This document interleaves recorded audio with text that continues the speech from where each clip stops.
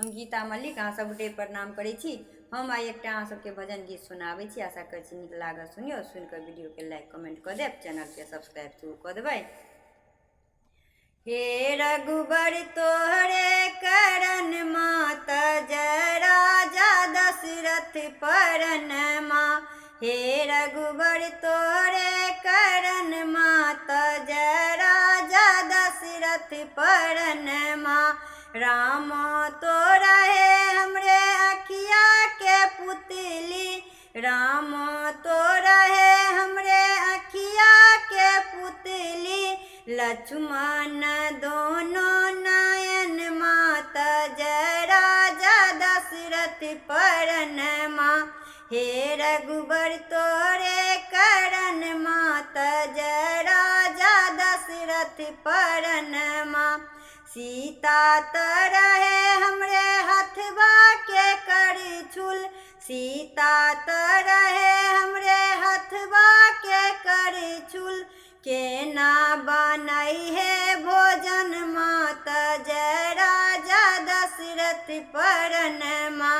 हे रघुबर तोरे करन मात जय राजा दशरथ परनमा।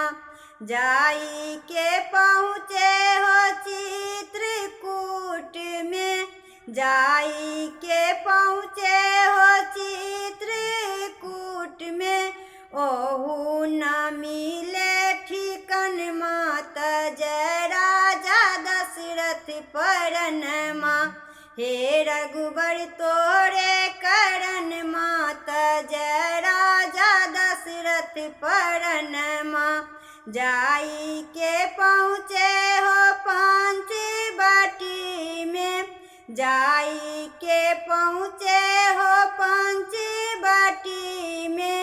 उहाँ होएंगे सीता हरण मात जय राजा दशरथ परनमा। हे रघुबर तोरे करन मात जय राजा दशरथ परनमा।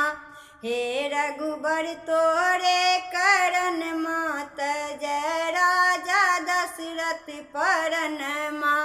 हे रघुबर तोरे करन मात जय राजा दशरथ परनमा।